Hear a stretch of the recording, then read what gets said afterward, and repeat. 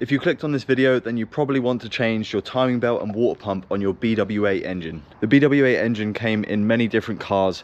This Audi TT has the BW8 engine. There's also the Mark V Golf. I believe it's also in an Audi A3 and several different other cars. I try and keep these tutorial videos a no-nonsense, step-by-step guide. Just for reference, I've timed this engine up several times now, so I know exactly what I'm doing. The reason I haven't put a new belt on yet is because I was trying to fix the engine. But now that I've fixed the misfire on this engine, I want to do some preventative maintenance. So this car is currently on 125,000 and it looks like the belt has actually never been changed. And I want to make sure that this car is not a ticking time bomb for whoever owns it next. So I've got all of the tools out that I need. I've got the new timing belt and water pump, which I've gone for an inner timing belt and water pump kit. I typically find that inner is a very good brand to use and I'm confident that it will last. And obviously the first thing that we need to do is get the car on axle stands. So let's go. And that's the car on axle stands. So the next thing you want to do is open up the bonnet, disconnect the MAF sensor if your engine has this engine cover here, and obviously the MAF sensor is connected to the engine cover. Then we pop these little clips off, pull this out, and then pull the engine cover off. From here, what you want to start doing is removing this expansion tank, removing this reservoir here. I actually don't know what it is, but remove this reservoir, and then you can start to get space towards the engine mount and obviously taking off the serpentine belt down here. So firstly, you have one bolt here, you have another bolt a little bit further down there, and then you have another nut just down here. So we can take these off, and that's that reservoir out of the way. And then we have two T25 Torx screws down the back holding in the coolant reservoir. Just move this pipe out the way, and you can just disconnect this coolant reservoir electrical connector. Next, you want to get a 17mm spanner and a little pick like this, and you can use the 17mm spanner on the serpentine belt tensioner, and then there's a little hole in here which you can lock the tensioner off. There we go. And then you can pull the serpentine belt off. Next, we can go under the car and start taking off all the Torx screws which hold the under tray in.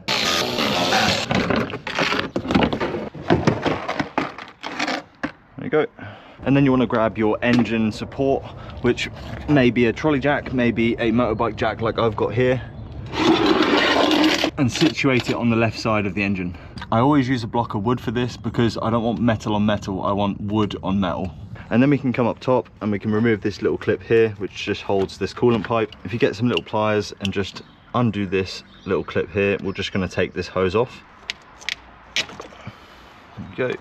Tuck that out of the way. And then we can remove or move the coolant reservoir all the way out the way. There we go. So to remove the engine mount, we need a 16mm socket and also an 18mm socket. So this one here and this one at the back are both 16mm, and then these two here are 18mm. And you're also going to need an M10 multi-spline to be able to undo this bolt right here, which just hangs onto the engine mount. I'm going to undo these ones first. And this top one you only need to undo just a little bit, and then this bracket can move out of the way. And obviously making sure that the engine is supported, you can then take out the two 18mm at the front.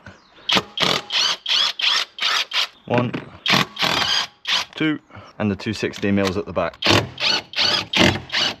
And that's your engine mount out. So with the engine mount out of the way, we can then go and take out these 3 bolts, which are 13mm, holding in the serpentine belt tensioner. And that's your serpentine belt tensioner out of the way. Next, we can remove this upper timing cover. So it's just these two T30 bolts here. And then this just needs a bit of a wiggle, but it will come out. There you go. So for the engine mount support bracket, we need 16mm, and I actually find using a long extension like this, so we need a 16mm. And then I'll put it on a ratchet.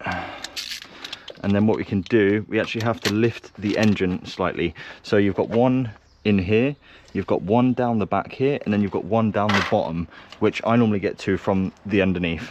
So the one underneath is right here. So I'm going to take these bolts out here first, and they're an M10 as well. And then just give the crank pulley a bit of a wiggle, and it comes straight off like that. So I've actually just got an extension on the 16mm nut, bolt, sorry, which is holding the engine support bracket, and that should crack off nicely just like that. So I can't do it one hand. 2 seconds. And then back up top, I've just raised the engine very slightly, and then we can get into this area here and remove this bolt. And then the other one down the back here, you have to just kind of feel, if you put your hand down here, you'll be able to feel it. It's kind of like tucked down the back right there. So I can't show you obviously, but trust me, it's right here. So on the BW8 engines, you won't actually be able to get the engine support bracket out without taking all of the Torx bolts out of the lower timing belt cover.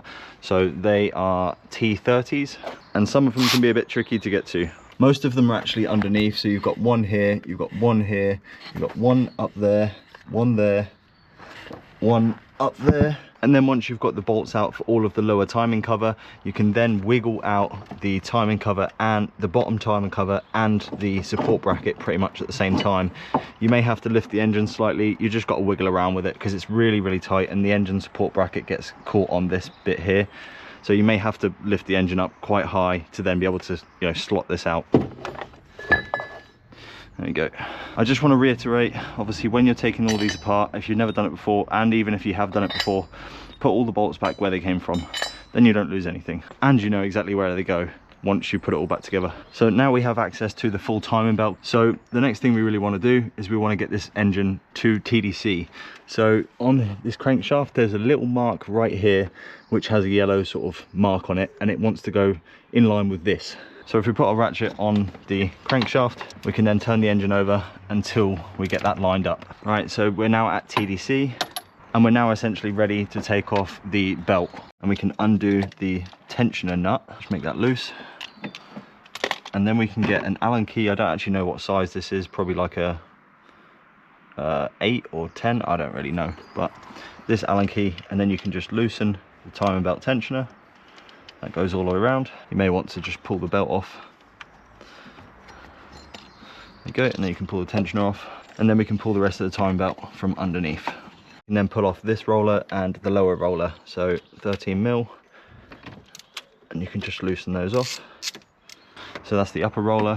The lower roller is actually a 12mm socket, and the way you can tell these apart is they are slightly different size. So the upper roller has this extra sort of lip, whereas the bottom roller doesn't.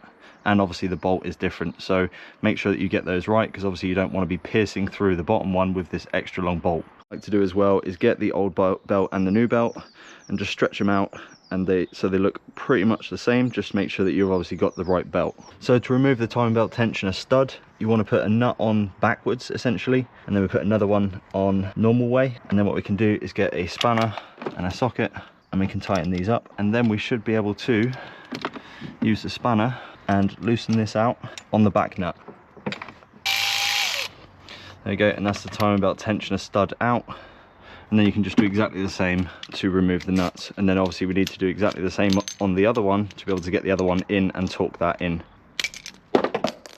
So one thing you want to make note of is the short thread is on the inside, so it goes into the cylinder head, and the long thread is on the outside where the tensioner goes.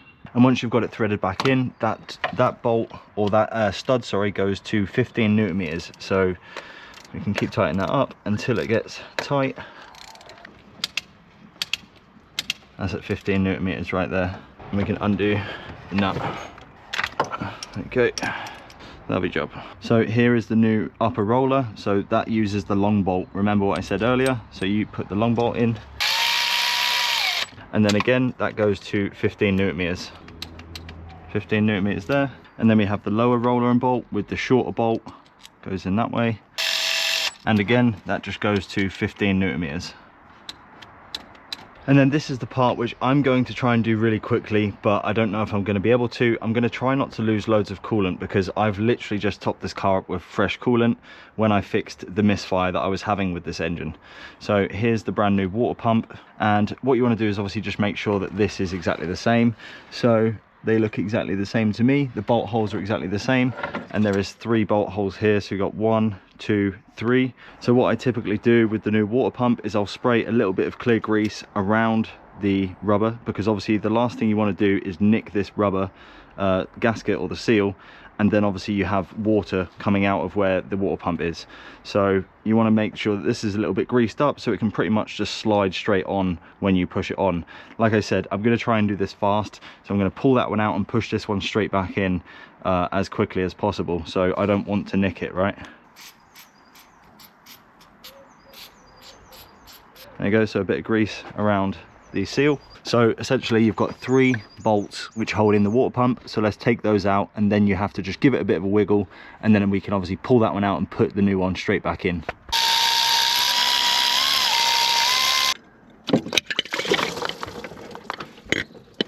That was the quickest I've ever changed a water pump. I'm super happy with how that went because I didn't lose much coolant at all, as you saw. So for the water pump bolts, they're all going to go to 15 Newton meters. And then here we have the new timing belt tensioner. So you can see this window here on where my finger is, it actually goes right here in this little slot right here. So you put that little window inside of there, and then ultimately what we're going to do, because you won't be able to see it once it's in, you see this little green mark right here on this, like where my finger is, that has to go and meet that window right there. So basically when we tighten this up, obviously once the belt is on, when we tighten this up with the Allen key, we're going to turn it until that little green mark is in that window right there. But for now we can just set the tensioner in the bigger window right here, and then we can just lightly screw on the nut.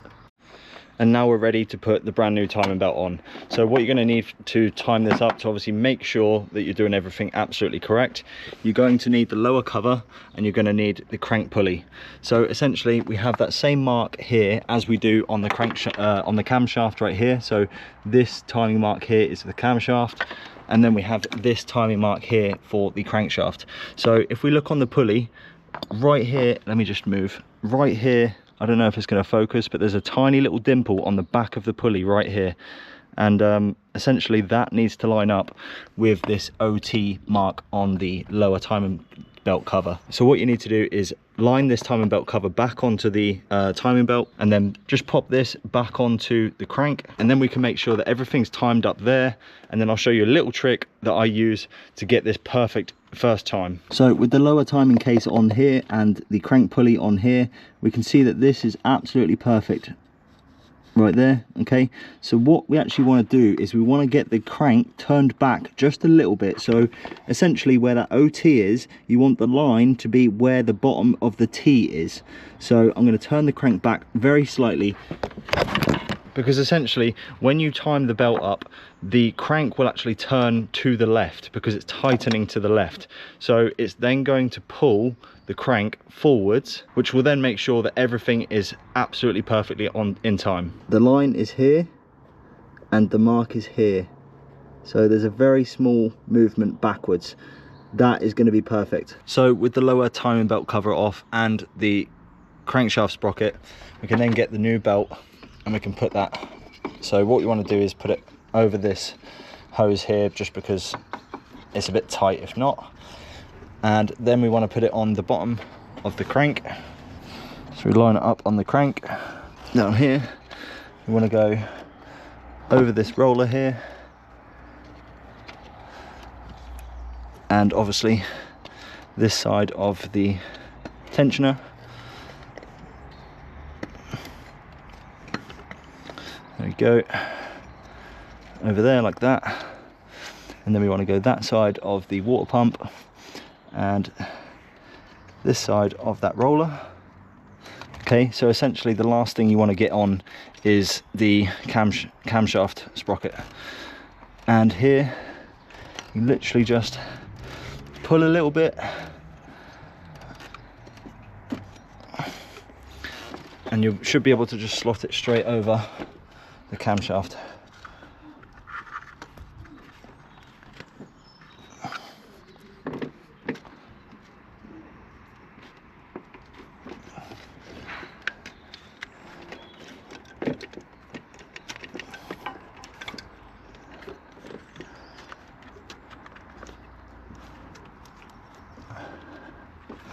There you go. Okay, so it's on the cam nicely. it's on the water pump nicely, it's on the crank nicely, and that is on. And then what you want to do with the tensioner, like we said earlier, is to put the Allen key in, and then we want to make sure that that mark lines up with that window. So we keep pulling. Might have to turn it just to get a bit of leverage on it. And that window is right there, and as you can see, the tension holds, so that's great. And then we just get the torque wrench, and that's going to be, that nut is going to be tightened to 15 newton meters as well. So just tighten that up, and then that should be all timed up. And then essentially what you want to do is make sure that your ratchet is on tighten, and then you can go in here and turn the crank over, and you want to get 2 rotations of the crank. So basically what I do is I look at this little dot right here on the crank, and I make sure that that goes round twice, and then we'll know that the timing is okay.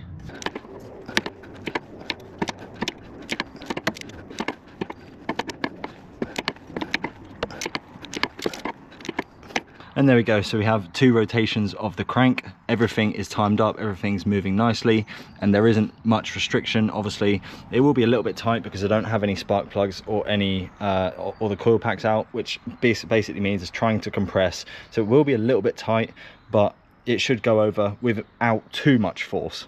Obviously if it gets stuck, then you've timed it wrong, and the piston is essentially touching a valve.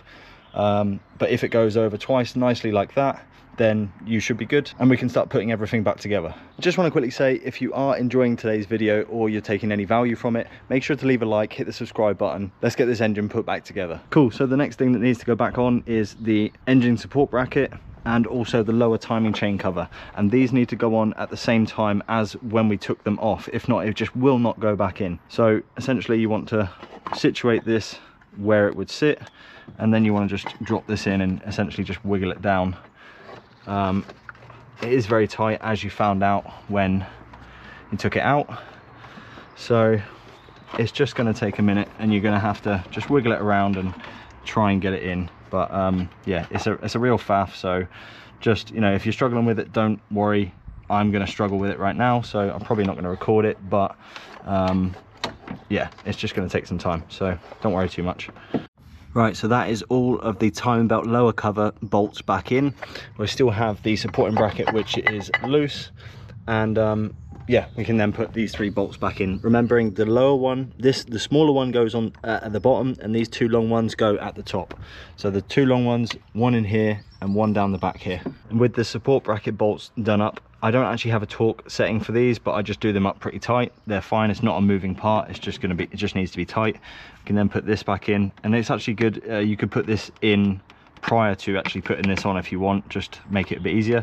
It is a bit of a squeeze, but you can get it in. And with the upper timing belt cover situated, we can then put the 2 bolts holding the timing cover on, and then we can put the crank pulley back on.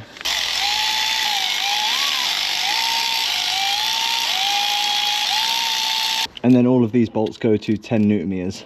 We can then grab the timing belt tensioner pulley and put that back in. And with the serpentine belt tensioner back on, we can then put the serpentine belt back on.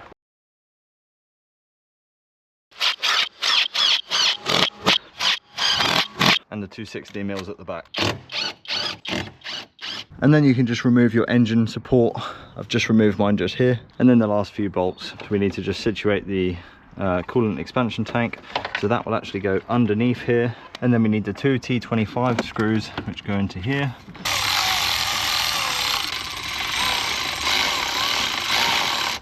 And then we just have this reservoir left.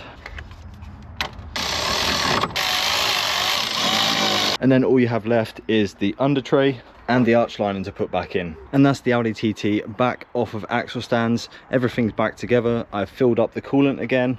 Now it's time to give her a start. Here she goes.